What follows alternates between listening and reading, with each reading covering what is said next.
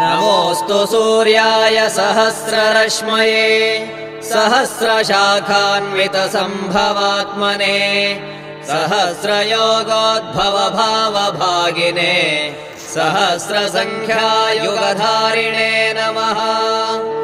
यन्मण्डलम् दीप्तिकरम् विशालम् रत्नप्रभम् तीव्रमनादिरूपम् दारिद्र्यदुःखक्षयकारणम् च पुनातु माम् तत्सवितुर्वरेण्यम्। यन्मण्डलम् देवगणैः सुपूजितम् विप्रैः स्तुतम् भावनमुक्तिकोविदम् तम् देवदेवम् प्रणमामि सूर्यम् पुनातु माम् तत्सवितुर्वरेण्यम्।